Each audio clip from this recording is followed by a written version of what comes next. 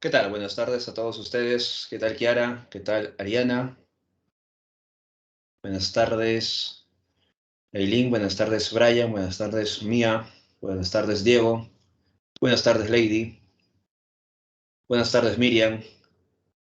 Buenas tardes, Sebastián. ¿Qué tal? Buenas tardes, Angelo.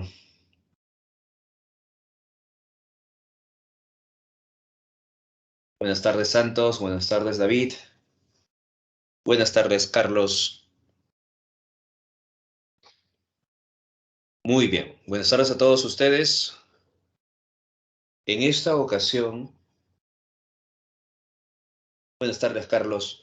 En esta ocasión vamos a hablar sobre la literatura vinculada al género lírico. ¿Qué tal, Saúl? Buenas tardes. ¿Qué tal por aquí? Ariadna, buenas tardes. Buenas tardes, Yulisa.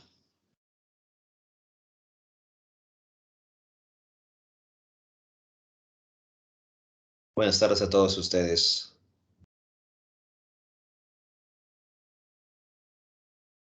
Hoy vamos a hablar sobre el género lírico, ¿no? Recuerden que la clase pasada habíamos hablado sobre el género épico, habíamos señalado, ¿no?, algunas características representativas sobre este género.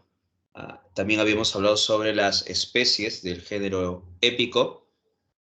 Además, habíamos señalado algunas características del género épico y también mencionamos sobre los tipos de narradores, ¿no? Bien, en esta ocasión vamos a hablar sobre el género lírico, algunas características que pertenecen a este género.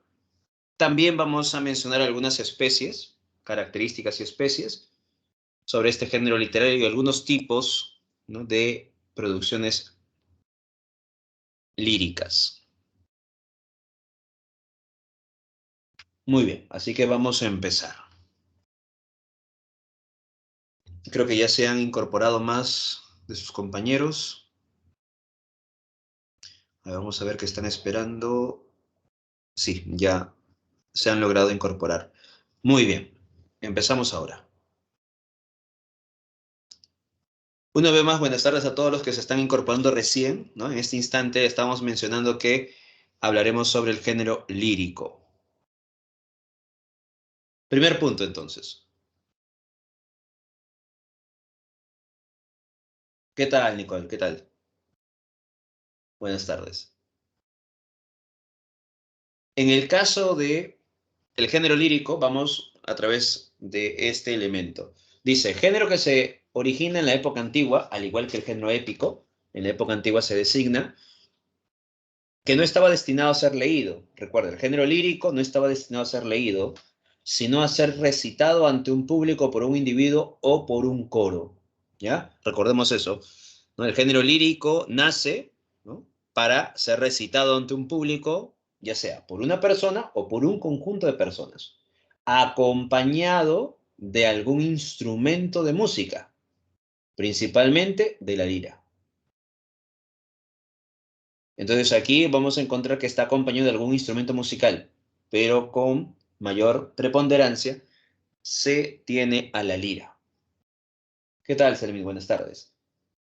De aquí proviene la palabra lo lírico, ¿no? La lira, lo lírico, proviene de esta noción de la musicalidad, de la entonación, del ritmo, ¿ya? Según el plano mitológico griego, el dios Apolo, dios de las artes y también de la adivinación, tocaba hermosas canciones con este instrumento, expresando un mundo subjetivo pleno de emociones. Así que también tenemos un origen a través del plano mitológico, ¿no? En el plano mitológico es Apolo, el dios de las artes, que va a tocar canciones, ¿no?, muy hermosas, muy melódicas, ¿ya? Con este instrumento musical que es la lira, ¿no? ¿Y qué buscaba entonces el dios Apolo a través de estas canciones, de este instrumento musical? Manifestar un mundo subjetivo, o sea, un mundo que esté vinculado a las emociones. ¿Qué tal, Daniel? Buenas tardes. Estamos hablando, sí, efectivamente, el género lírico. Estamos señalando un poco de las características, en este caso el origen del género lírico. Ujú. Muy bien, como estamos señalando entonces, primer punto, ¿no? Se origina en la época antigua, no se origina a través de la lectura, sino a través de el recitar, ya sea una o varias personas, pero siempre acompañado con un instrumento musical llamado la lira. De ahí proviene la noción de lo lírico, ¿no? O sea, el sentido de la musicalización, del ritmo, de la transmisión de estos elementos amorosos de pronto o sentimentales, pero a través de un instrumento musical. Y en el plano mitológico es Apolo quien cantaba, ¿no? Quien tocaba, perdón, este gran instrumento, la lira, y a través de este instrumento y su melodía se expresaba un mundo subjetivo. Por tanto, recuerda, el género lírico tiene esa finalidad. ¿Qué finalidad tiene el género lírico? Expresar un mundo subjetivo lleno de emociones, ¿ya? Un mundo subjetivo pleno de emociones. Eso es lo que busca el género lírico, expresar emociones, expresar sentimientos, ¿ya? Entonces recordemos eso, esta producción literaria, no te olvides.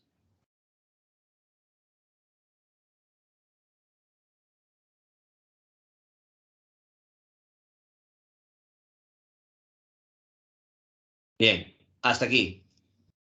Pregunta, dudas. ¿Todo bien hasta aquí? ¿Se logró entender?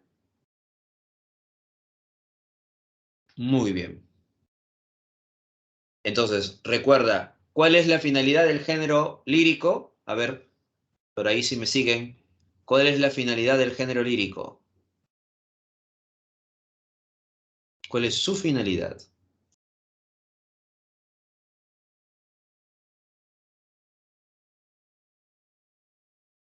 Muy bien. Su finalidad del género lírico, no, subjeción no es, subjetivo, sí. Ajá. Exacto, expresar emociones, sentimientos, emociones, por acá nos menciona, manifestar en un mundo pleno de emociones, ya, muy bien. Exacto, expresar emociones. Lo subjetivo está vinculado a las emociones, ¿ya? A los sentimientos. Por ahí me decían que era lo subjetivo, los elementos, lo subjetivo está vinculado a las emociones o sentimientos, mientras que lo objetivo está vinculado más bien a la razón, ¿ya? En la noción de lo objetivo a la razón y lo subjetivo a las emociones. Muy bien, por acá Wanda nos menciona expresar emociones y sentimientos muy bien. Santos también nos dice expresar sentimientos, Sebastián expresar emociones, Aileen expresar sentimientos y emociones. Carlos también nos dice expresar emociones. José expresar un mundo subjetivo. Exacto. ¿No? Por acá también Ariana, Julio, Brian. También nos dice expresar, transmitir emociones o sentimientos. Muy bien, ahí está presente entonces la idea. Ahora, una vez más, recordemos este punto. Por acá dice, si no, no tendría público, claro, ¿no? A ver, este punto lo hemos visto en la clase pasada, solamente que en vez de hablante lírico, habíamos puesto narrador, ¿sí o no? Entonces hay que tener en cuenta este otro sentido, ¿no? Otro punto importante del género lírico. En el género lírico no hay narrador, ¿ya? No hay narrador. Aquí lo que vamos a encontrar es el hablante lírico, ¿ya? O la voz poética, o la voz lírica, como también se le puede llamar. Pero no encontramos narrador.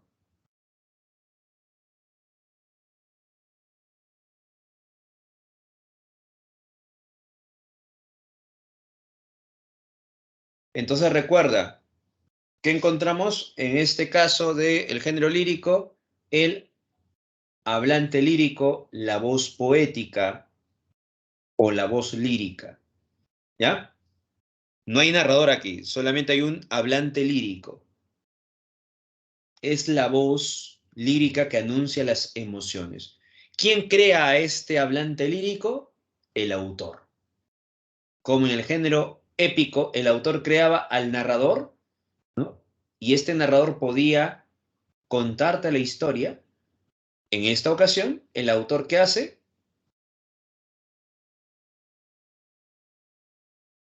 Crea al hablante lírico, y es el hablante lírico aquel que va a manifestar esas emociones, expresar esos sentimientos.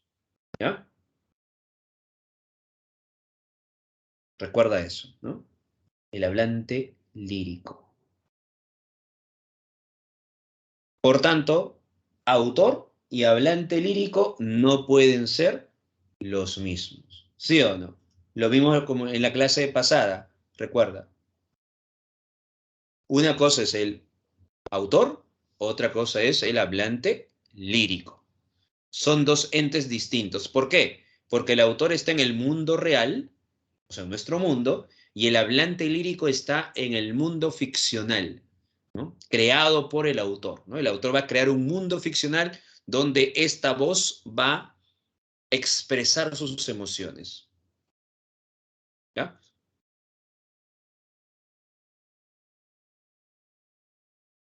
Claro, serían dos entes diferentes, ajá, dos personas diferentes. Ajá. Quiere decir que el autor va a crear al hablante lírico y no necesariamente el hablante lírico es el mismo autor. Porque imagínate que el autor crea un poema donde se exprese el dolor por la pérdida de un hijo, ¿ya? Y uno le pregunta al autor, ¿usted seguro ha creado esta obra porque un hijo se te ha muerto, ¿no? Y el autor dirá, no, yo no tengo ningún hijo. Yo quise manifestar esta obra, ¿no? En este poema, el dolor por la pérdida de un ser querido, en este caso un hijo. Pero no quiere decir que yo haya sufrido tal pérdida. Entonces ahí te das cuenta que el autor de pronto escribe algo, pero no necesariamente eso lo que se está escribiendo o lo que se está desarrollando como emoción le haya sucedido al autor, ¿no? Claro, vamos sintiendo esas emociones del hablante lírico, efectivamente. Ajá. Vamos expresando, ¿no? Se va expresando la voz poética y nosotros vamos proyectándonos en esa voz poética. De pronto vamos pensando, imaginando, de pronto sintiendo, ¿no? ¿Ya? Ese dolor profundo, quizá, ¿no? O quizá sintiendo esa algarabía, ¿no? Esa gracia, ¿no? Porque recuerda que la poesía puede manifestar diferentes emociones, ¿no? No solamente el dolor, puede ser también la alegría, puede ser la frustración, ¿no? Puede encontrarse diferentes emociones, ¿no? Por eso que es, depende de lo que el autor desea expresar, ¿no?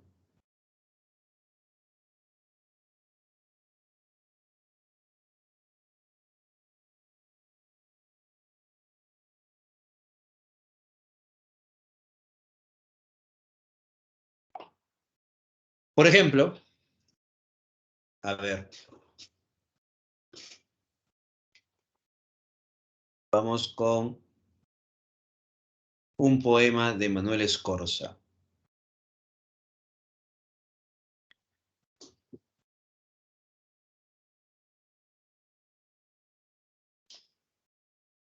Manuel Escorza tiene un poema llamado Serenata, ¿ya? En este poema dice así, ¿no? Íbamos a vivir toda la vida juntos, íbamos a morir toda la muerte juntos. Adiós. No sé si sabes qué quiere decir adiós. Adiós quiere decir ya no mirarse nunca, vivir entre otras gentes, reírse de otras cosas, morirse de otras penas. Adiós es separarse, ¿entiendes? Separarse, olvidando como traje inútil la juventud. Íbamos a hacer tantas cosas juntos. Ahora tenemos otras citas. Estrellas diferentes nos alumbran en noches diferentes. La lluvia que te moja me deja seco a mí. Está bien. Adiós. Contra el viento el poeta nada puede. A la hora en que parten los adioses, el poeta solo puede pedir a las golondrinas que vuelen sin cesar sobre tu sueño. Ese es el poema Serenata, por ejemplo, ¿no? Ahora, en este poema, Manuel Escorza, ¿qué ha hecho? Ha creado una voz poética, ¿sí o no? Esta voz poética está manifestando ¿qué? ¿Qué manifiesta esta voz poética?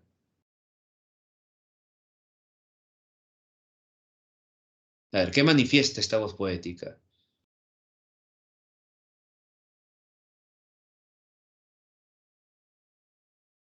Claro, una ruptura amorosa, ¿no? Un adiós, ¿no?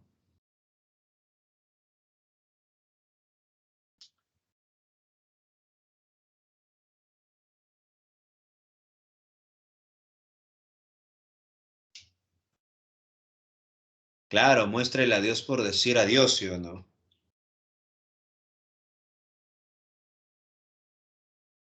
Hay otro poema, a ver, de Manuel Escorza.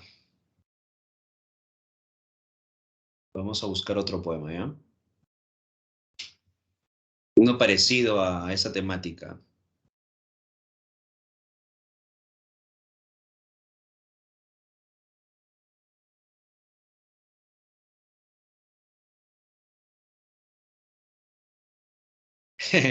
¿Cómo es posible? La casa vacía se llama, mira, este poema, ¿ya? Voy a la casa donde no viviremos, a mirar los muros que no se levantarán. Paseo las estancias y abro las ventanas para que entre el tiempo de ayer envejecido. Si vieras, entre las bugandillas, cansadamente juegan los hijos que jamás tendremos. Yo los miro, ellos me miran, mi corazón humea. Este es el sitio donde mi corazón humea. Y a esta hora, en el balcón, callada, yo sé que tú también te mueres y piensas en mí hasta ensangrentarte. Yo también pienso en ti.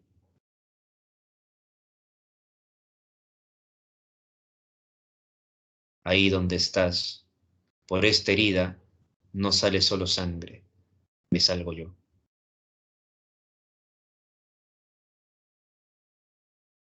Esa es la casa vacía, por ejemplo, de Manuel Escorza, ¿no? Sigue utilizando esta voz poética de lamento, ¿sí o no? Esa es la casa vacía, así se llama el poema, La casa vacía, de Manuel Escorza. ¿Ya?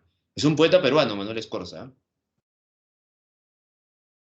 ¿No? El final dice, óyeme donde estés, por esta herida no sale solo sangre, me salgo yo.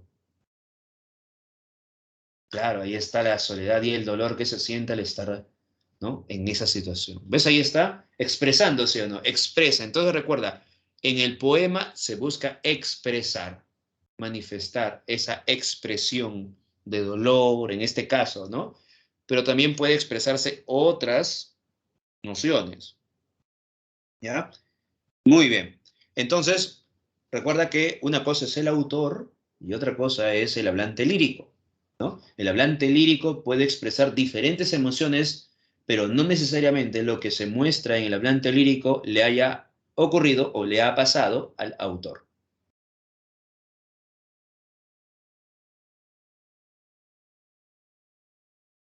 ¿ya?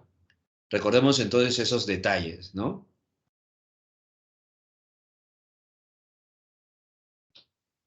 A ver, vamos a buscar una de Rubén Darío, ¿ya?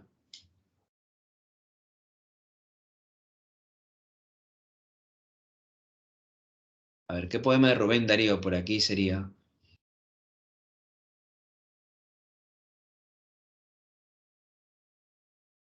A ver, por acá Giordano dice, profesor, ¿no tiene uno alegre por si acaso? Ya, uno alegre entonces. A una nariz.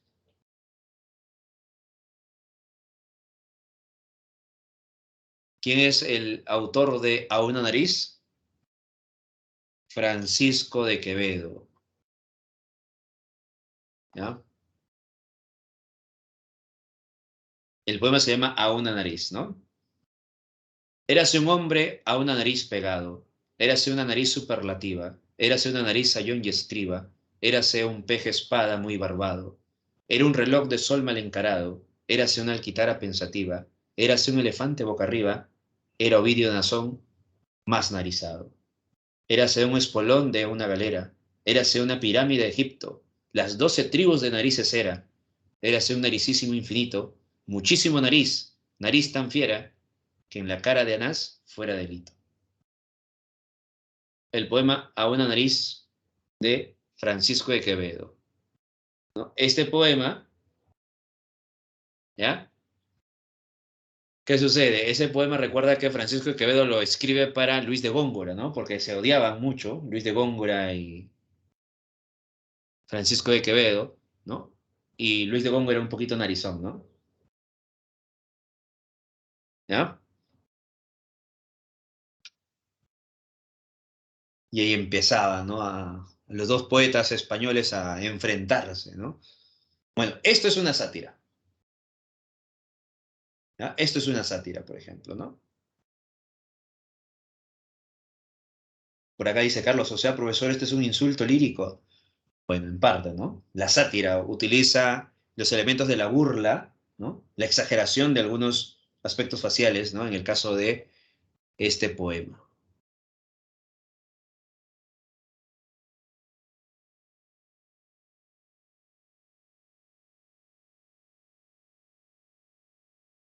Muy bien.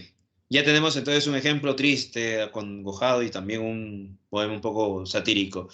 Ahora vamos con las características. Mira, estamos yendo poco a poco, ¿ah? Vamos con las características del género lírico. Ya lo hemos mencionado, igual volvemos a las características. A ver, ¿qué busca el género lírico? Evocar emociones, ¿no? Por ello, muestra que el mundo interior. ¿El mundo interior de quién? De la voz poética, ¿ya? A diferencia del género épico que mostraba el mundo exterior.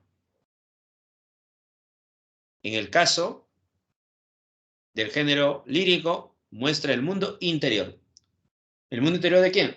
De la voz poética, o sea, muestra su subjetividad, sus emociones. Por eso que es considerado el más subjetivo de todos, ¿ya? Y aquí no hay narrador sino el hablante lírico, ¿ya? No hay narrador sino el hablante lírico. Tenemos el uso de la musicalidad, porque recuerda que en estos poemas constantemente estamos observando que hay un sentido de musicalidad presente, ¿no? Cada momento vemos esa tonalidad, ¿no? De musicalidad.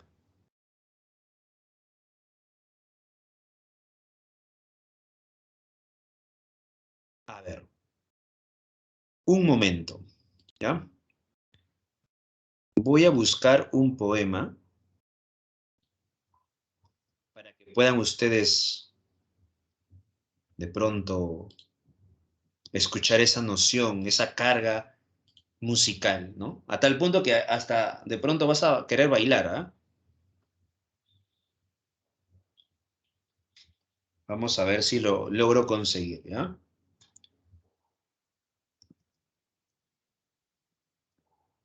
No, no, el Mago de Oz, no, estamos hablando en caso de poesía en sí, en caso de poesía, ¿no?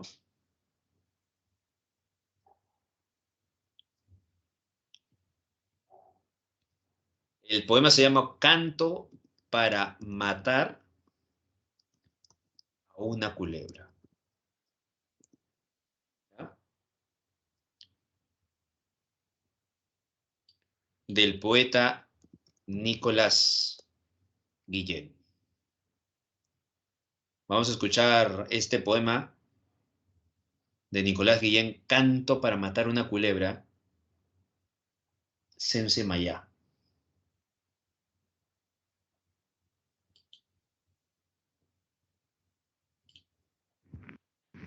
Sensemayá, canto para matar una culebra. Mayombe, bombe, mayombe. Mayombe, bombe, mayombe. Mayombe, bombe, mayombe.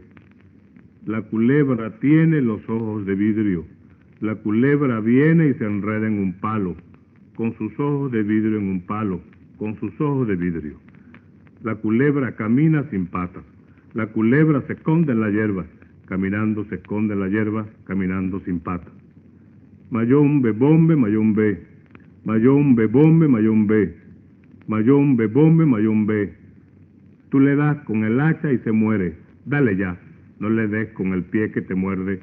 No le des con el pie que te va. Sense Mayá la culebra. Sense Mayá. Sense Mayá con sus ojos. Sense Mayá. Sense Mayá con su lengua. Sense Mayá. Sense Mayá con su boca. Sense Mayá. La culebra muerta no puede comer. La culebra muerta no puede silbar. No puede caminar. No puede correr. La culebra muerta no puede mirar. La culebra muerta no puede beber, no puede respirar, no puede morder. Mayombe, bombe, mayombe, sense mayá la culebra. Mayombe, bombe, mayombe, sense mayá no se mueve. Mayombe, bombe, mayombe, sense mayá la culebra. Mayombe, bombe, mayombe, sense mayá se murió.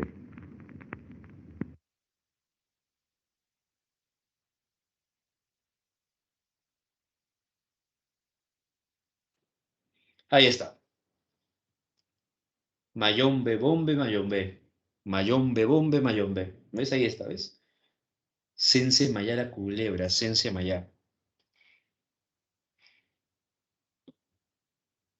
La culebra ya no puede caminar, ¿no?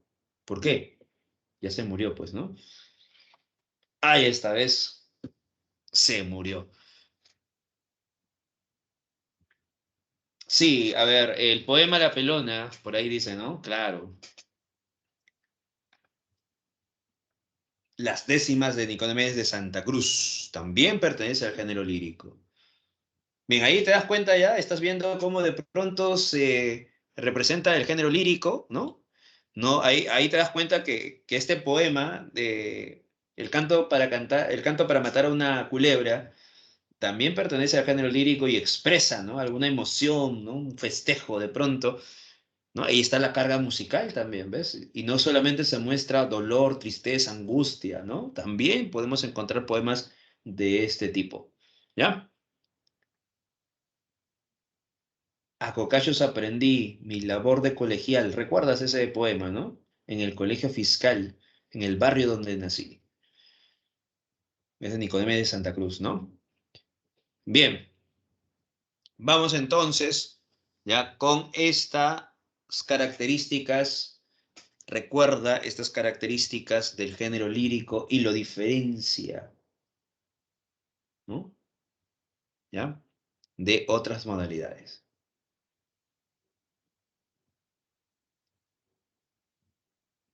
Muy bien. Claro, ahí te das cuenta entonces de esta tonalidad, ¿no? Y tú lo puedes todavía leer, el canto para matar a una culebra, lo lees un poco, con un poco más de tonalidad y de pronto un poquito más rápido, parece que estuvieses cantando, ¿no? Y tu cuerpo ya se va a mover de un lado a otro. Por acá dice, vas a sacar los pasos prohibidos. Dice, ¿qué pasó? Y por ahí Saúl dice, escucho voces en mi cabeza, profesor. Bueno, Saúl ya está ahí, ya ha sentido, ¿no? El poema ya de Saúl. Muy bien. Sigamos, sigamos. Vamos ahora a las especies de este género literario. ¿Ya? Especies, mira, tenemos una serie de especies, ¿ya? Pero vamos a quedarnos con estas especies, ¿no? A ver, la égloga. En el caso de la égloga, vamos a encontrar que el poema expresa un mundo pastoril, o sea, vinculado al campo, ¿ya? A los pastores, al campo. Entonces, una égloga expresa ese vínculo, ¿no? De la voz poética que añora, que busca, que refleja la vida del campo, ¿ya? Donde están los pastores que están hablando, ¿no? Sobre diferentes cosas, ¿no? Vivencias, pero vinculado al campo. Exacto, Jorge, no te preocupes. Aquí viene el ejemplo. Ahí está, la magia del Internet, ¿no? Ahí está el ejemplo, ¿ves? La égloga primera, Garcilaso de la Vega, ¿ya? Un ejemplo muy importante, ¿no? Recuerda que Garcilaso de la Vega tiene tres églogas, ¿no? La égloga primera es muy importante, bueno, es un poema extenso, la égloga, ¿ya? Un poema extenso, ¿no? Aquí solamente hemos puesto un pequeño fragmento. En el caso de la égloga primera, te habla estos dos pastores, Salicio y Nemoroso. Salicio sufre por el rechazo continuo de Galatea, mientras que Nemoroso sufre porque su amada Elisa ha muerto, ¿no? Y aquí empezamos entonces a mencionar este poema que está vinculado a la égloga. ¿Por qué? Porque es un pastor que está evocando y está manifestándonos un mundo pastoril. Corrientes, aguas puras, cristalinas, árboles que hoy os estáis mirando en ellas. Ahí te das cuenta cómo va describiendo el paisaje, ¿no? Verde prado de fresca sombra lleno, aves que aquí sembráis vuestras querellas, hiedra que por los árboles caminas, torciendo el paso por su verde seno, yo me vi tan ajeno del grave mal que siento que de puro contento con vuestra soledad me recreaba, donde con dulce sueño reposaba, o con el pensamiento discurría por donde no hallaba, sino memorias llenas de alegría. En este mismo valle, donde agora me entristezco y me canso en el reposo, estuve ya contento y descansado. Ahí te das cuenta, la voz poética, ¿no? Que busca esa voz poética reflejar un entorno pastoril, ¿no? Y también con una manifestación vinculada a un sentimiento amoroso, ¿no?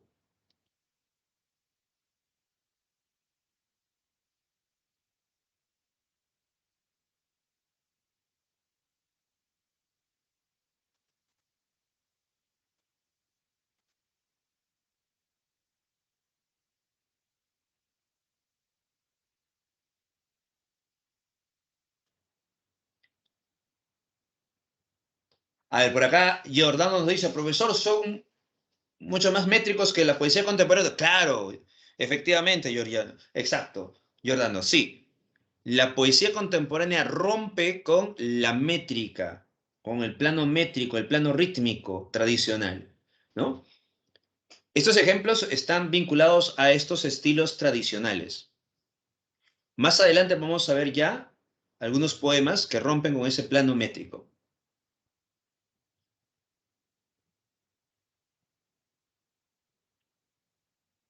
No, mira, aquí nada de básico tiene, ¿ah? Más bien, este poema, eh, la forma tradicional es más difícil que la forma contemporánea, ¿ya? La forma tradicional es más difícil que la poesía contemporánea. La poesía contemporánea es un poco más sencillo, ¿por qué? Porque rompe con el estilo métrico, ¿no? Y así el poeta va a ser un poco más libre de todo ello. Claro, tienes que buscar algo que rime, imagínate. Y además vas contando las sílabas, ¿no? En el plano métrico, por ejemplo, cada verso, de pronto, si tienes 7 sílabas, el siguiente verso tiene que tener 7 sílabas. Y no solamente 7 sílabas, sino que se tiene que relacionar la última sílaba, el plano métrico, con la última sílaba del siguiente verso, ¿no? Y si de pronto pones 11, 11, ¿no? 7, 7, 11, ya tienes una estrofa del soneto, ¿no? El soneto son 7, 7, 7, 11, 11, así sucesivamente, ¿no? Cuartetos, tercetos, endecasílabos, etcétera, etcétera, ¿no? La primera tiene que rimar con la tercera, ¿no? La segunda con la cuarta, o el primero, tercero y quinto, ¿no? El segundo y el cuarto, y así sucesivamente, ¿no? Es un conjunto de normas, reglas. Claro, los versos alejandrinos también, efectivamente. Entonces es un poco más difícil, ¿eh? Porque la poesía contemporánea es un poco más sencilla. Por ejemplo, yo puedo poner aquí, ¿no? Y hoy el sol ya no alumbra. Profesor, soy un poeta. Y hoy el sol ya no alumbra. Y luego sigo con más reflejos, ¿no? Y hoy el sol ya no alumbra en la vereda de tus ojos. Profesor, ¿qué ha dicho? Ya, poesía contemporánea, ¿ves? Profesor, ¿por qué? Estoy rompiendo con el plano métrico, profesor. Ya no hay un sentido métrico ni rima, ¿no? Es un poco más sencillo, ¿ves?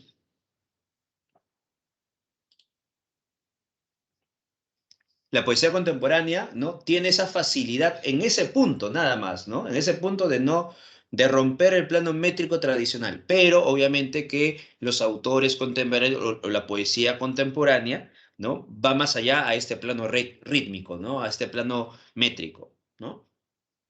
Porque necesitan utilizar también otras fuentes, ¿no? Elaborar más elementos, utilizar más figuras literarias de pronto, ¿no? Entre otras cosas, ¿no? Bien, ya tenemos el ejemplo. Trilce, el poema Trilce, el poemario, perdón, Trilce, sí, es un poemario y por tanto pertenece al género lírico, sí. Trilce es un poemario, pertenece al género lírico.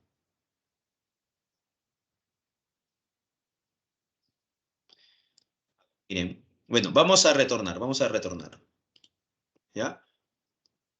Ya que están hablando de Trilce,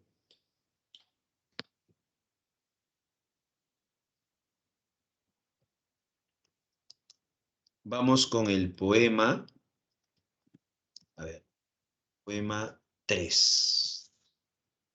Vamos con el poema 3 de Trilce, ¿ya? Escuchen.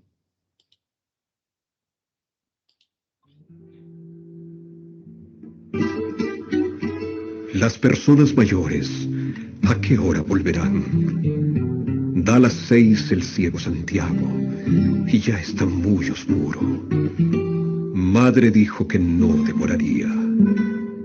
Aguedita, Nativa, Miguel, cuidado con ir por ahí, por donde acaban de pasar gangueando sus memorias dobladoras penas hacia el silencioso corral.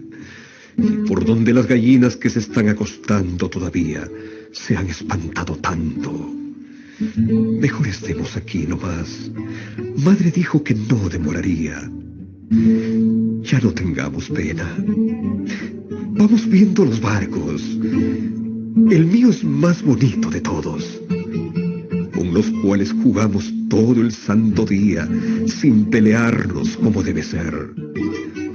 Han quedado en el pozo de agua, listos, fletados de dulces para mañana.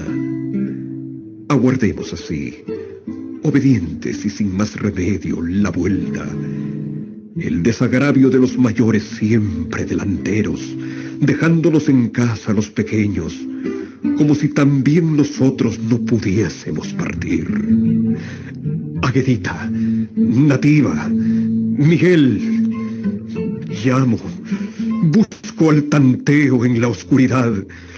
No me vayan a haber dejado solo y el único recluso sea yo.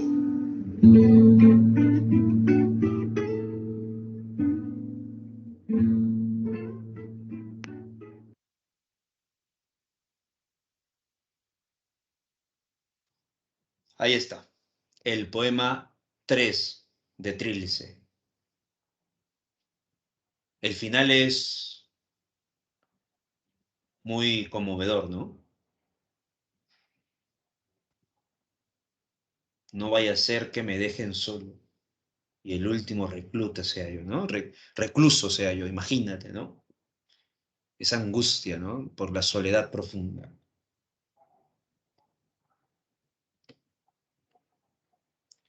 Justo eso, José, ¿ves? Te hizo sentir mal, ¿no? Ahí está la emoción, ¿ves? La poesía o el género lírico busca eso, generar en el oyente, ¿no? En el lector, esas emociones. Porque lo que busca el género lírico, ¿qué es? ¿Recuerda cuál era la finalidad del género lírico? Evocar emociones, manifestar el mundo interior de la voz poética. Exacto, María, ¿no? Es muy hermoso esta producción literaria. Ujú. Bien, estamos entendiendo entonces, ¿no? Claro, La voz lírica busca eso, ¿no? Nos acerca, nos aleja, ¿no? Nos deprime, de pronto nos alegra, ¿no? Tiene diferentes maneras de generar en nosotros, ¿no?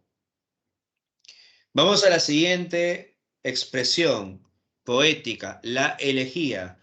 Evoca lamento, congoja, desilusión por alguien o por algo, ¿no? Elegía. Ejemplo, en el caso de la elegía tenemos de Mariano Melgar el ejemplo de la elegía número 1.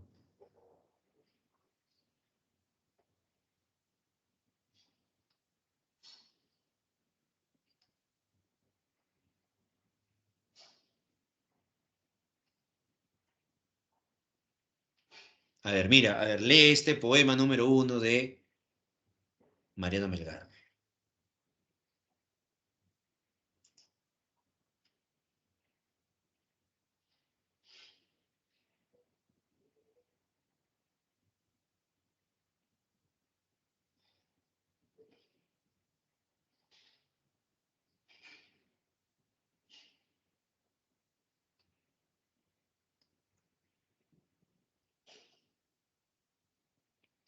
¿Por qué a verte volví, Silvia querida? Ay, triste, ¿para qué? Para trocarse mi dolor en más triste despedida. Quieren mi mal, mi suerte deleitarse. Me presenta más dulce el bien que pierdo. Ay, bien que va tan pronto a disiparse. Oh, memoria infeliz, triste recuerdo, te vi. Qué gloria, pero dura pena. Ya sufro el daño de que no hice acuerdo.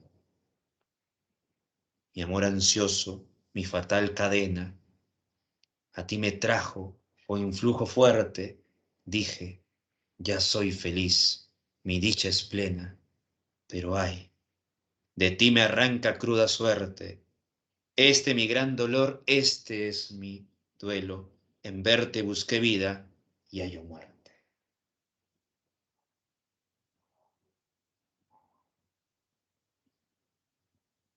Entonces, encontramos esta expresión poética. Ahora, recordemos la poesía, o mejor dicho, el género lírico puede ser manifestado a través de qué? A través de versos, pero también puede ser manifestada a través de la prosa. No necesariamente toda expresión lírica está vinculado al verso. También encontramos prosa poética. También encontramos prosa poética. Ujú.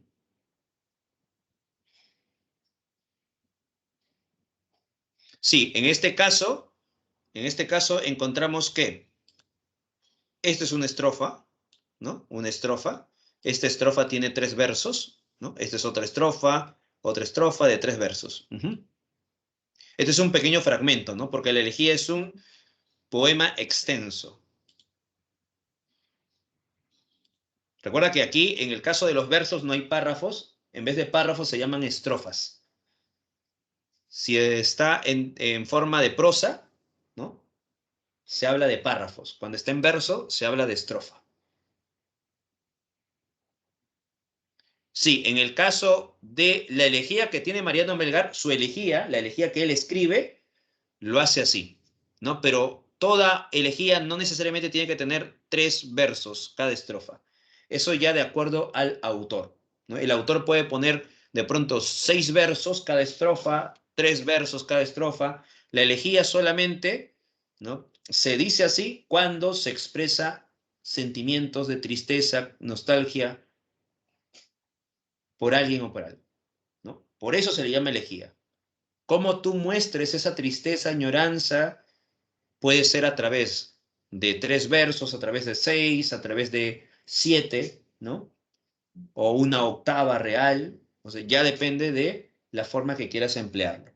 Pero lo que sí o sí, para que se convierta en una elegía, tiene que manifestar esa congoja, esa tristeza, lo que dice aquí, ¿no? Evoca lamento, congoja y desilusión por alguien o por algo. Bien, continuamos. La oda. ¿Qué busca la oda? Evoca admiración por alguien o por algo. A diferencia de la elegía, que era lamento, tristeza y nostalgia, la oda, admiración.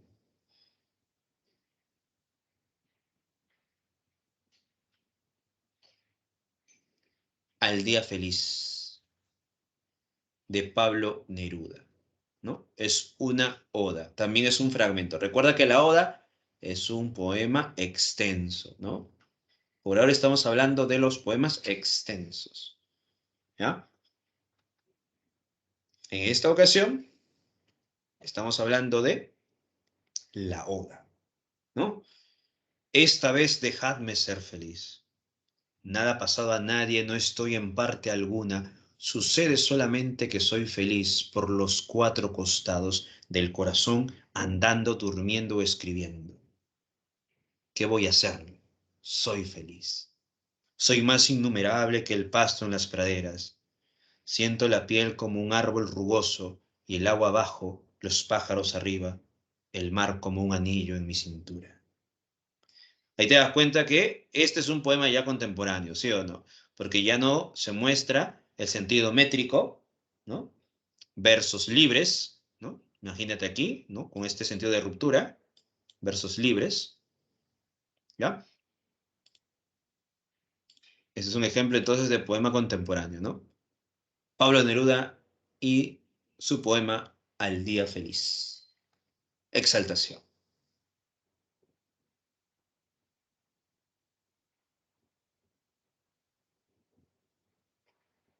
¿ya? Muy bien, tenemos entonces esos detalles, esos lineamientos. Vamos ahora al siguiente punto, el madrigal. ¿Qué es el madrigal? Poema breve generalmente de tema amoroso. A diferencia de la égloga, la elegía y la oda, poema breve es el madrigal. Ejemplo de madrigal, ¿ya? Aquí tenemos Ojos claros serenos de Gutiérrez de Cetina. A ver, lee este poema e indique en los comentarios qué es lo que quiere mostrar la voz poética. Por acá nos menciona Wanda, profesor, he visto que hay poemas que están escritos en dibujos. Ah, eso se llama una técnica llamada el caligrama, ¿ya? El caligrama son versos que conforman una imagen, ¿ya? Eso es un caligrama, es una técnica de la vanguardia, caligrama, ¿no? A ver, vamos a buscar un caligrama, ¿ya? Hay un caligrama muy famoso, poema en forma de pájaro, de Jorge Eduardo Eyelson, ¿no? Ese es el poema muy famoso.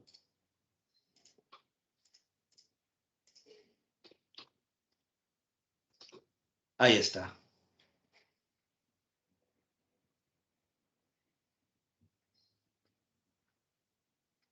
Claro, lo que por acá. A ver, primero el poema y luego vamos con el poema en forma de pájaro. Vamos primero con el madrigal. A ver, ¿qué busca el madrigal por acá? En este caso, los ojos cuando te miran por acá nos dice,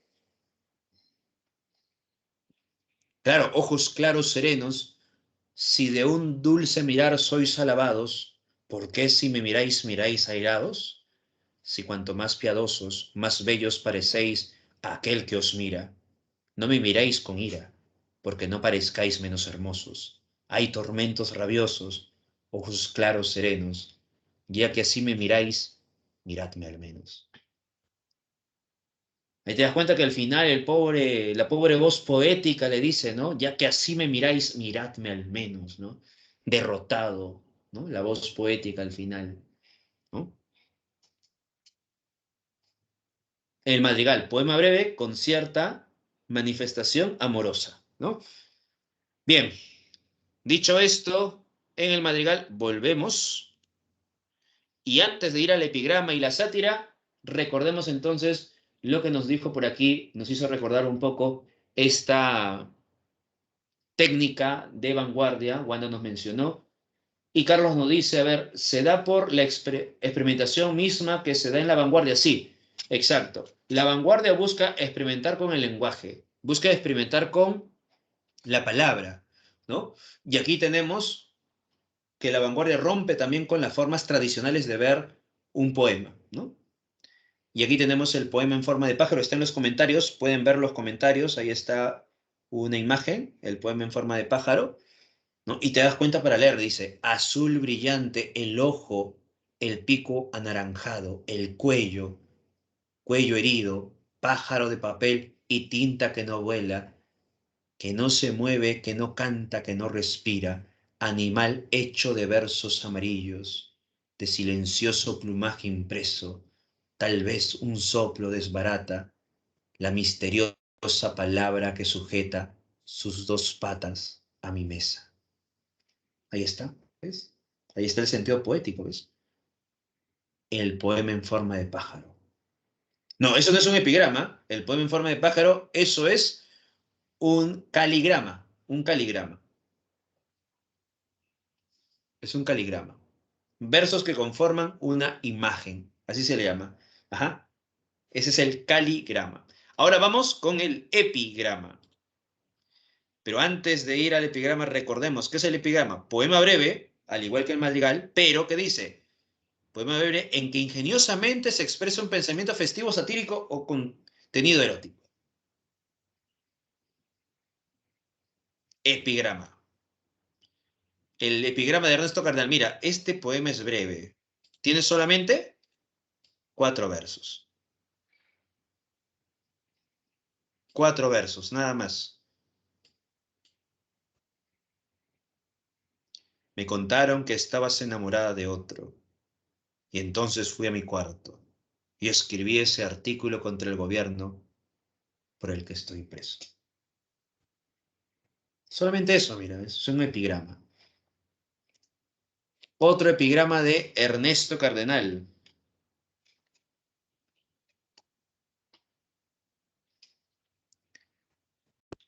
Ahí te das cuenta, ¿no? Un tono un tanto satírico, ¿no? Pero poema breve, ¿ya? Un poema breve, pero ¿con qué? Una cierta noción, ¿no? Un cierto ingenio para hablar de otros temas, ¿no?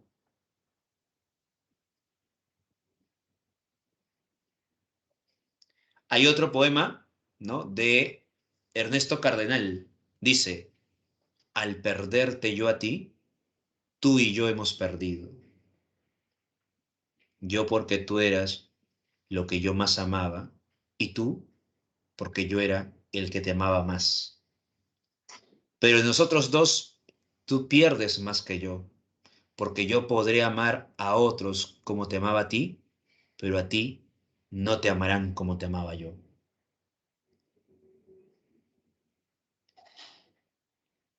En el caso del epigrama, más que un efecto satírico, es un efecto ingenioso. ¿En qué sentido ingenioso? Que en un momento determinado el poema trata de mostrarte de pronto, como el poema que te he mencionado, ¿no? Trata de mostrarte un poco el sentido triste, melancólico, ¿no? De la separación de los dos, pero al final, ¿qué hace? Un despecho, ¿no? La voz poética dice, ¿no? Al perderte yo a ti, tú y yo hemos perdido. Yo porque tú eras lo que yo más amaba y tú porque yo era el que te amaba más. ¿No? Ahí te das cuenta, la voz poética está triste, sufriendo, ¿no? Los dos hemos perdido, ¿no? Pero luego, ¿qué hace? La voz poética cambia de registro, porque dice, pero de nosotros dos, tú pierdes más que yo. Ahí está el despecho, ¿no? Porque yo podría amar a otros como te amaba a ti, pero a ti no te amarán como te amaba yo. ¿Ves? Ahí te das cuenta. El epigrama que hace ingeniosamente muestra una temática y luego cambia, ¿no? Cambia el registro. Ya, ese es el epigrama. Cambia el registro. ¿Por qué? Porque al inicio parecía un poema melancólico, de tristeza, o un poema de pronto, ¿no? De nostalgia, ¿no?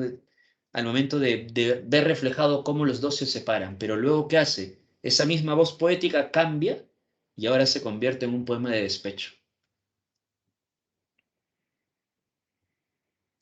Lo mismo pasa aquí, ¿no? Me contaron que estabas enamorada de otro y entonces fui a mi cuarto.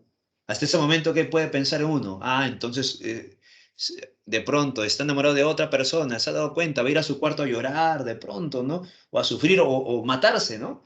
Pero luego, ¿qué dice? Y escribí ese artículo contra el gobierno por el que estoy preso.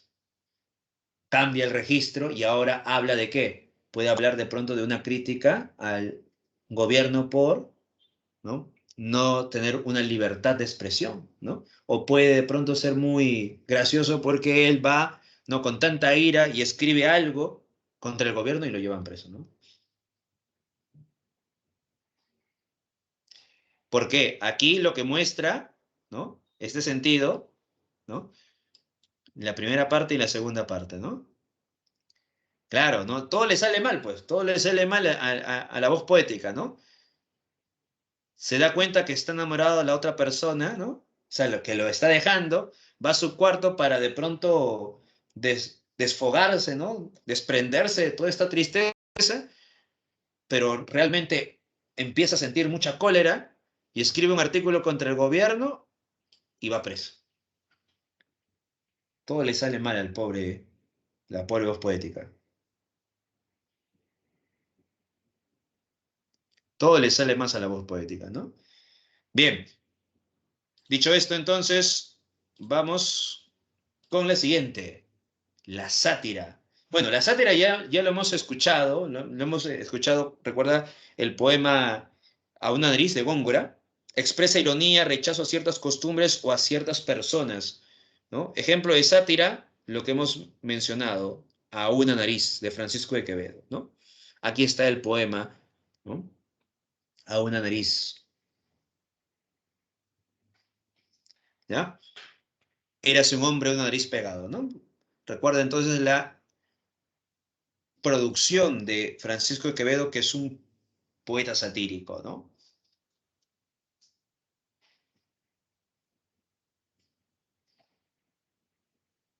Lo que pasa, Daniel, que lo que quiere mostrar la voz poética es lo absurdo, ¿no?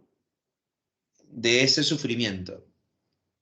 Por eso que al momento de él saber que su amada está con otro o su amado está con otro, va a su cuarto para realizar un acto, ¿no? Y al final genera otro elemento. Entonces, lo que muestra es el absurdo de ese sentimiento, de ese dolor, que al final se convierte en otra designación, ¿no?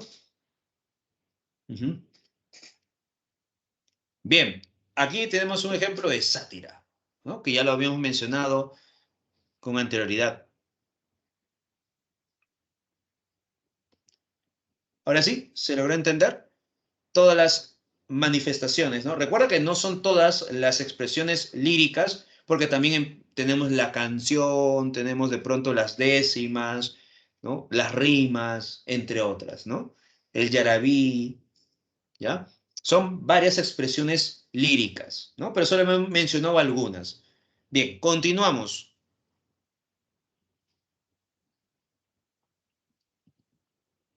Hasta aquí, todo ok, ¿no? ¿Alguna duda, pregunta?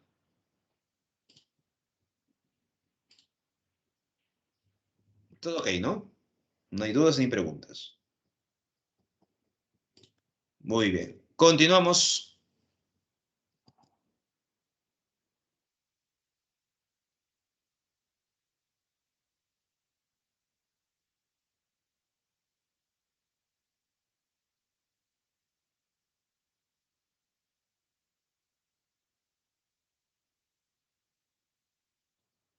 Ahí está, en el epigrama.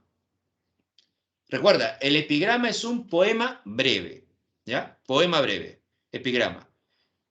Dice, en que ingeniosamente se expresa un pensamiento festivo, satírico, erótico. Ingeniosamente, ¿por qué? Porque en el poema la voz poética señala algo, ingeniosamente cambia de registro. Por eso dice, poema breve en que ingeniosamente se expresa un pensamiento festivo, satírico o de algún contenido erótico. ¿Qué quiere decir? Que en el epigrama aquí se muestra el ingenio del poeta para, en cierta medida, engañar la intención poética. O sea que el lector, al momento de leer el poema, crea, ¿no? Cree de pronto que algo va a generarse y al final cambia de registro, ¿no? Lo que vimos con el poema de Al perderte yo a ti. ¿Qué hace la voz poética? Ingeniosamente muestra una tristeza para luego manifestar un despecho, ¿no? Entonces, poema breve que ingeniosamente expresa un pensamiento festivo, satírico, erótico, ¿no? En este caso, claro, es un engaño sutil, exacto, un engaño sutil al lector, porque nosotros al leer al inicio pensamos algo, ¿no? Sentimos algo y luego más adelante cambia el registro, ¿no? Ya, ese es un epigrama, ingenio, cosa que no se muestra en el caso de la égloga, la elegía, la oda, el madrigal, ¿no? No busca engañar al lector, ¿no? No busca engañar a esos sentimientos, esas emociones, ¿no? En el epigrama sí. En el caso de la sátira, lo que busca es generar alegría, festejo, gracia, ¿no? Por eso dice, expresa una ironía, rechazo a ciertas costumbres y a ciertas personas, pero con un sentido de burla, ¿no? Una burla. En el epigrama no. En el epigrama más bien hay ese sentido de ingeniosidad, ¿no?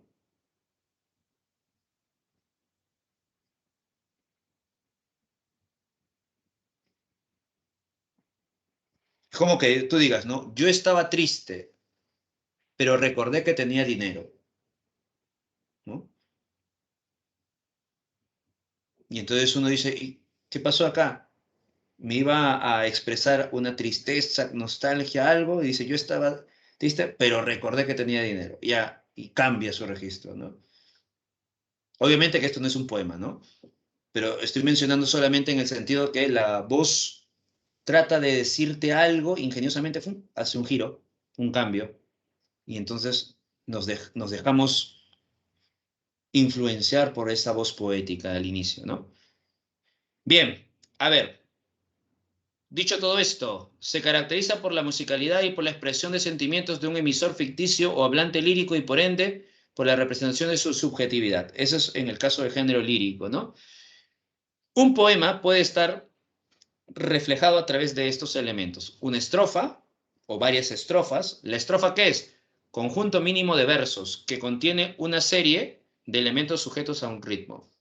Una estrofa puede ser un verso, dos, tres, cuatro, cinco o lo que quiera el autor. Los versos son palabras o conjunto de palabras sujeto a una medida. Un verso puede tener una sílaba, dos sílabas, 10, 15, 20, lo que desea el autor, ¿ya? Y un conjunto de versos es una estrofa. Así que un poema puede estar escrito por un conjunto de estrofas. Puede ser uno, dos, tres estrofas, lo que desea el autor, ¿no? Entre las estrofas más conocidas está el terceto, el cuarteto, el soneto, la lira, la octava real. Son estrofas tradicionales, ¿ya? También encontramos el plano métrico y el plano rítmico. Todo eso se constituye dentro de un poema. Muy bien.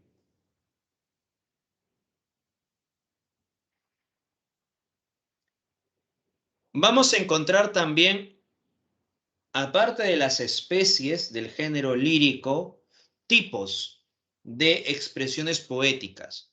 Por ejemplo, tenemos una poesía amorosa, una poesía social, una poesía conversacional, entre otras manifestaciones poéticas, ¿ya?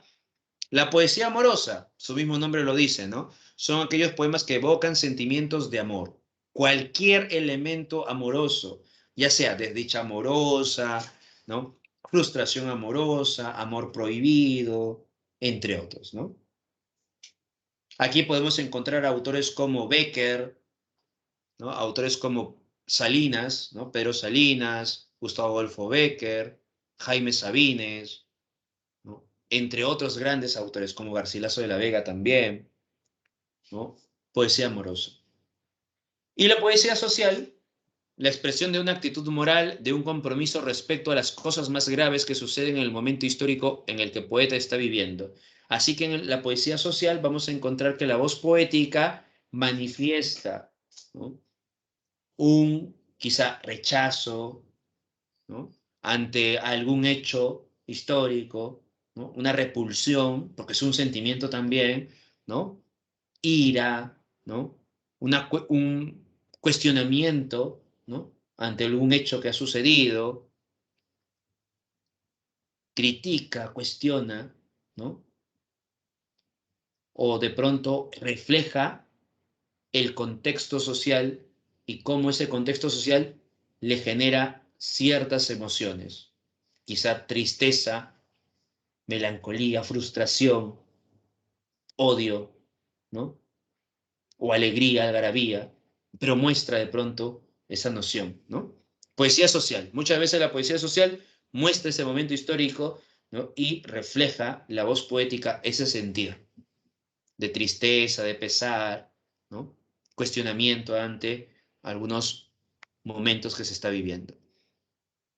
Aquí podemos encontrar el propio Vallejo, ¿no? César Vallejo, Pablo Neruda, que tiene poesía social, García Lorca, otro poeta que también muestra, ¿no?, esta noción de la poesía social, Raúl Zurita, entre otros grandes autores.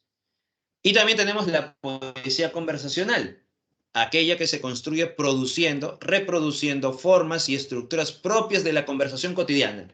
¿Qué sucede? Sucedía que de pronto la poesía muchas veces estaba vista como un elemento de un momento erudito, ¿no? Una poesía sublime que siempre se tiene que utilizar palabras rebuscadas del diccionario, palabras cultas, pero luego los poetas dicen ¿por qué? ¿Por qué de pronto la poesía tiene que expresar de esa manifestación, de esa forma?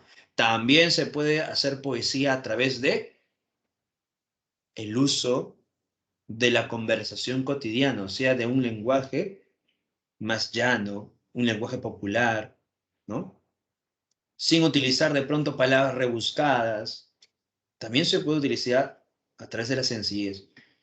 Cuando la voz poética parece que estuviese conversando con el lector. Parece como si estuviera susurrándole al lector, ¿no? Así que tenemos ese estilo, la poesía conversacional. Puedes encontrar a Ernesto Cardenal en la poesía conversacional. Los poemas, algunos poemas de César Vallejo también utilizan este estilo de la conversación cotidiana, ¿no? Tenemos aquí algunos ejemplos. El poema Te quiero, de Luis Cernuda. A ver, este poema, ¿qué expresa este poema? ¿Por ahí? ¿Te das cuenta? La voz poética está manifestando nostalgia, tristeza. ¿Qué está manifestando? Un apego al sentido amoroso que busca manifestar.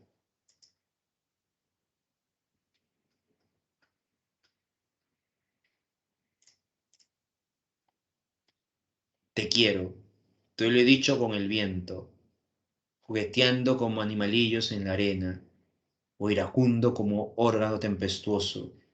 Te lo he dicho con el sol, que dora desnudos cuerpos juveniles y sonríe en todas las cosas inocentes. Te lo he dicho con las nubes, frentes melancólicas que sostienen el cielo, tristezas fugitivas. Te lo he dicho con las plantas, leves criaturas transparentes, que se cubre de rubor repentino. Te lo he dicho con el agua, vida luminosa que vela un fondo de sombra. Te lo he dicho con el miedo. Te lo he dicho con la alegría, con el hastío, con las terribles palabras. Ahí está, ¿no? Todavía sigue el poema. El poema hemos puesto sobre un pequeño fragmento, ¿no? Del poema de Luis Cernuda, El poema Te quiero.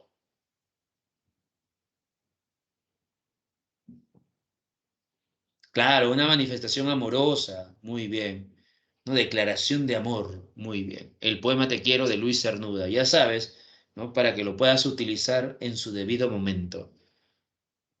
Siguiente. A ver, mira, aquí. Aquí tenemos poema en prosa, ¿ya? Ahí está el poema en prosa. No necesariamente en verso, sino también puede estar en prosa. Canto a su amor desaparecido de Raúl Zurita. Canté, canté de amor, con la cara toda bañada canté de amor y los muchachos me sonrieron. Más fuerte canté, la pasión puse, el sueño, la lágrima. Canté la canción de los viejos galpones de concreto. unos sobre otros, decenas de nichos donde llenaron. En cada uno hay un país, son como niños, están muertos. Todos yacen allí, países negros, África y Sudacas. Yo les canté así de amor la pena a los países.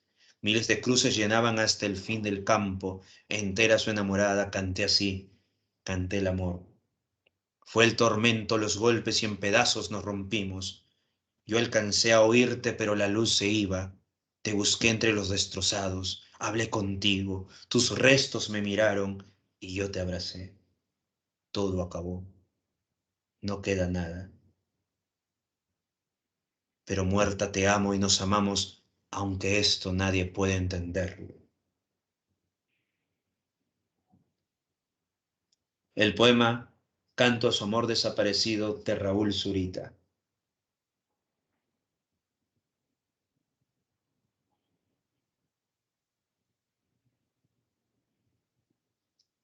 Ese es un poema que expresa tristeza, exacto, nostalgia, congoja, y además estás observando el contexto que se está desarrollando, ¿no? Es un poema social con elementos amorosos, ¿no? Claro, es un poema social. Ujú. Porque estás observando, ¿no? Lo que está manifestando la voz poética, ¿no? Muertos, nichos, galpones, pedazos nos rompimos, los destrozados, los restos, ¿no? Es un poema social, ¿no? Muestra de pronto, bueno, el poema está contextualizando lo que sucede en Chile, ¿no? En la dictadura de Pinochet, ¿no? En ese contexto. Duermen, yacen, duermen, descansan, fallecen, ¿no? Yacen en, descansan en, ¿no?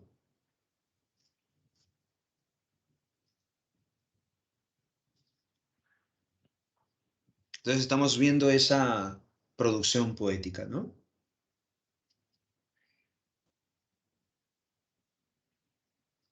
Táctica y estrategia, de Mario Benedetti. A ver, dice, mi táctica es mirarte, aprender como sos, quererte como sos. Mi táctica es hablarte y escucharte, construir con palabras un puente indestructible. Mi táctica es quedarme en tu recuerdo, no sé cómo ni sé con qué pretexto, pero quedarme en vos. Mi táctica es ser franco y saber que sos franca, y que no nos vendamos simulacros para que entre los dos no haya telón ni abismos. Mi estrategia es, en cambio, más profunda y más simple.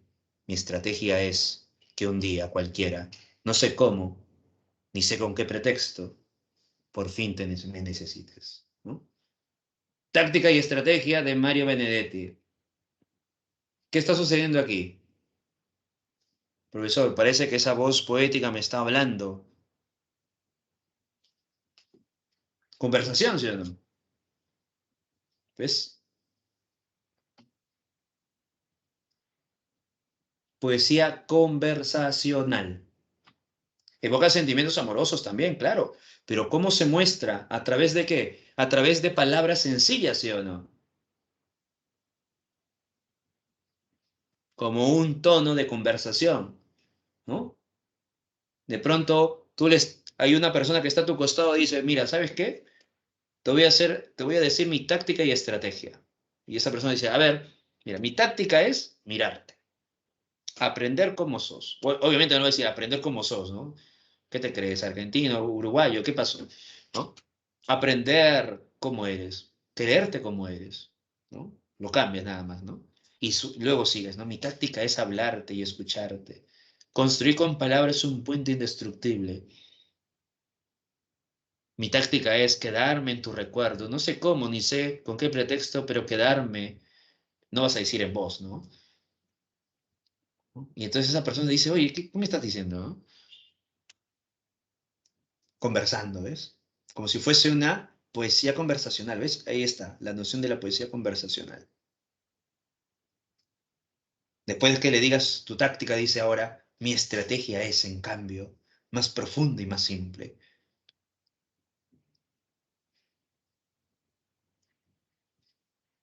Bueno, la persona te dirá, no, este está loco, ¿qué pasó? ¿No? O capaz se quedará, ¿no? Te mirará.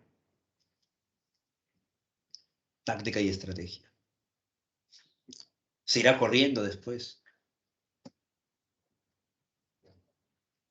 Poesía conversacional, entonces. ¿Ves? Bien, vamos con el último punto para finalizar la clase de hoy. Los tópicos literarios, ¿no? A ver, último punto. Muy bien, Saúl. Así sería un epigrama también, ¿no? Vamos, con tópicos literarios. Miren, los tópicos literarios quieren decir temas recurrentes, ¿ya? Tópicos literarios son temas, tópicos, temas recurrentes. Algunos tópicos tenemos, vamos a poner solamente 5 tópicos. Estos tópicos provienen de la literatura clásica, ¿ya? Grecia y Roma. Carpe diem, aprovecha el momento, elabora tu juventud. Olvida lo que ha de venir mañana, solamente vive el presente. Carpe diem. ¿Ya? Es el tópico del Carpe Diem, ya sabes, ¿ah? Aproveche la hora, ¿no? El día, el goce de la juventud y de la belleza corporal, ver el día y gozar el momento. Carpe Diem, ¿no? Recuerda, ese es en el caso de la poesía, ¿ya? Que se muestra esa noción en la voz poética. Por acá dice Jorge, Carpe Diem parece el nombre de mi promo. Bueno, sí, ya sabes de dónde proviene y qué significa Carpe Diem, ¿no? Aprovechar el momento, ¿no? Carpe diem, aprovecha el momento, elabora tu juventud, estudia, ¿no? Y aprovecha el momento, elabora tu juventud, olvídate de algo que venir después, dice, ¿no? Ese es el carpe diem, ¿ya? Ahora, cuidado que lo utilices en el día a día. Mi profesor ha dicho carpe diem, y le vas a decir a tus padres, ¿no? Así que voy a ver 5 horas películas o si no voy a ver toda la temporada de una serie que he querido ver hace mucho tiempo. Pues. Carpe diem. No, cuidado, ¿ah? Ese es el mal uso del carpe diem. Otro tópico, el Beato Sile, dichoso aquel. Este tópico muestra qué? Muestra cómo de pronto la voz poética elogia la vida del campo, elogia la vida de los pastores. ¿Ah? El ser humano, cansado del trajín de la vida cotidiana, anhela la vida sosegada y sencilla en armonía con la naturaleza. Por ello se elogia la vida campestre del pastor. Dichoso aquel, ¿no? Dichoso aquel que está en aquel manantial, dichoso aquel que observa la grata belleza de la naturaleza, que escucha, ¿no? El rugir de pronto, ¿no? De los árboles, etcétera, etcétera, ¿no? Ese es el Beato Sile. El lugar ameno, más bien, se describe el paisaje armónico. El paisaje se presenta como armónico y bello. Se pone de relieve la atmósfera bucólica relativa al campo y a los pastores. Por eso, ¿cómo se diferencia el Beatus con el Locus? El lugar ameno describe el campo. El Beatus Sile, más bien, evoca, manifiesta, ¿no? La armonía, la dicha de estar en un espacio. En cambio, el lugar ameno describe el espacio.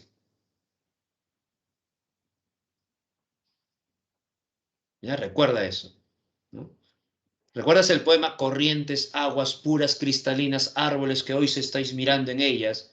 ¿Qué está haciendo el poeta? ¿Está evocando el elogio de la vida del campo o está describiendo el campo? Corrientes, aguas puras, cristalinas, árboles que estáis en ella. ¿Qué está haciendo el poeta o la voz poética? ¿Elogia el campo o elogia la vida del campo o está describiendo el campo? A ver. Claro, lugar ameno, describe el campo, ¿ves? Ya, eso es el lugar ameno. Siguiente tópico, el memento mori. ¿Qué significa el memento mori? Acuérdate de que vas a morir. No te confundas con el carpe diem, ¿ah? El memento mori tiene un sentido más negativo en cierta medida, ¿no? Porque te está diciendo, recuerda que eres mortal y por tanto vas a terminar tu vida, vas a fenecer, vas a acabar, morirás. ¿No? No importa que estés alegre hoy, porque has de recordar que mañana has de morir. Memento mori, ¿ves? A diferencia del carpe diem, ¿no? Vive el presente, no importa lo que pase después. Si la muerte viene, pues bien, que alegre te encuentre. Carpe diem, es eso, ¿ves? En cambio, el memento mori no, ¿no? Estás gozando de la vida, pues bien, ten presente algo, que la vida ha de acabarse mañana. Eso es memento mori, ¿ves? Ahí te das cuenta del cambio, ¿no? El memento mori te dice, oye, cuidado, sabes que eres mortal y tarde o temprano morirás, ¿no? Ese es tu final, eres finito, no eres inmortal, has de morir. Memento mori, ¿ves? Diferente al carpe diem, ¿ya? Mientras que el ubisoft es recordar a un ser que ya no está con nosotros. ¿Dónde están aquellos que fueron antes que nosotros? El ubisoft es recordar a un ser querido, ¿no? Que ya ha muerto. Por eso la pregunta, ubisoft, ¿no? ¿Dónde está? ¿Dónde está aquella voz angelical que en las mañanas decía mi nombre? ¿No? Recordando de pronto a una persona que ya ha muerto, imaginemos, ¿no? Ese es el ubisoft, ¿ya? Para finalizar, aquí tenemos 4 pequeños fragmentos de poemas. La pregunta es, a ver, ustedes, ¿qué está utilizando Robert? ¿Qué tópico está utilizando Robert? Vamos.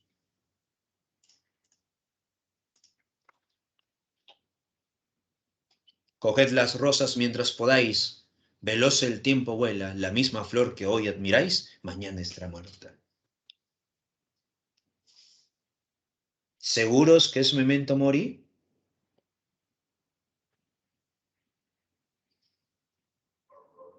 ¿O carpe diem?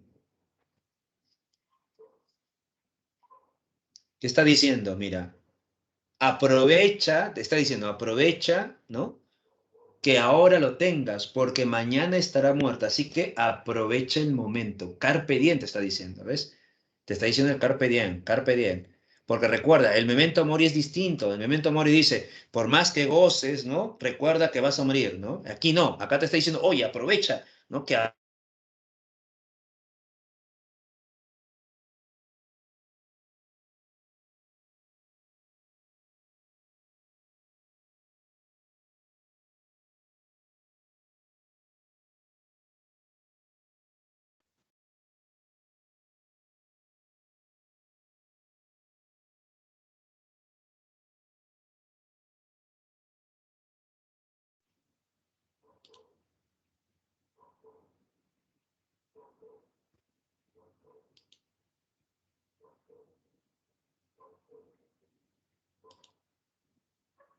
la verdura del prado, el olor de las flores, la sombra de los árboles, temprados sabores, está describiendo. ¿Qué describe? El paisaje. Si describe el paisaje es lugar.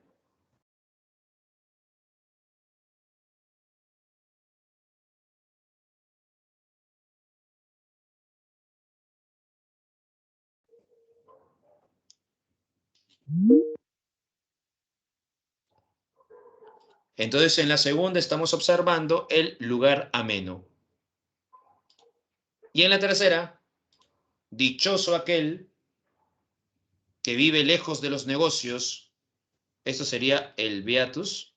Está expresando, exacto, ¿no? Esa manifestación amorosa, bueno, esta noción de elogio de la vida del campo, ¿no? Aquí, en Jorge Manrique, ¿qué se muestra? Exacto, es el ubisum, ¿no? ¿Dónde está? ¿No? El ubisum. Muy bien.